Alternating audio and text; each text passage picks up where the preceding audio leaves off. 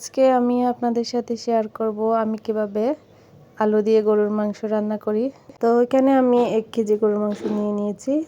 এখানে 1 চামচ রসুন বাটা, 1 চামচ আদা বাটা দিয়ে দিলাম।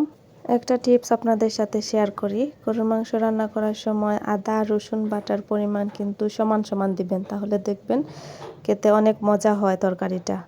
তো এক এক করে আমি এখানে সব মশলা দিয়ে দিলাম। এখানে মরিচের গুঁড়া, ধনিয়ার গুঁড়া আধা চামচ করে দিয়েছি, আর জিরা দিলাম 1 চা চামচ পরিমাণ, আর হালকা একটু পাঁচফোড়নের গুঁড়াও দিয়ে দিয়েছি, আর সাথে কয়েকটা গরম মশলা, তেজপাতা এগুলা দিয়ে দিলাম।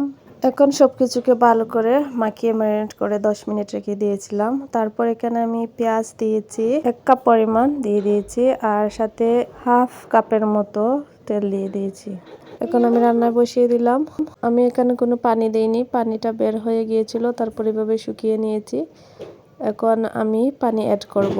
আমি নর্মালি এইভাবে গরুর মাংসটা রান্না করি, আলহামদুলিল্লাহ সবাই অনেক পছন্দ করেন। এখন আমি এটাকে ঢেকে দেবো সিদ্ধ হওয়ার জন্য, আর একটু পর পর নাড়বো নিচে যাতে না লেগে যায়। তো এই তো একটু পরে আবার দেখছিলাম কি অবস্থা। আমার মতো কে কে এইভাবে গরুর মাংসটা রান্না করেন কমেন্ট করে অবশ্যই জানাবেন।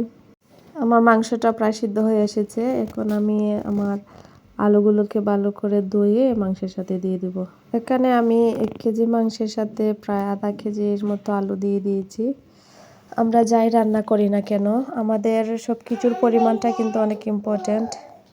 এই তো আমি আমার আলুটাও দিয়ে দিয়েছি। এখন আরও আমি 20 মিনিটের মতো রান্না করব আলুটা সিদ্ধ হওয়ার জন্য। আর যে কোনো তরকারি ওভার কুক করলে কিন্তু স্বাদটা নষ্ট হয়ে যায়। তো এই তো আমার হয়ে গিয়েছে, এখন আমি নামিয়ে ফেলবো। গরুর মাংসের সাথে আলু দিয়ে এইভাবে পাতলা পাতলা ঝোল আমার কিন্তু অনেক ভালো লাগে। তো সবাই অনেক ভালো থাকবেন, ধন্যবাদ।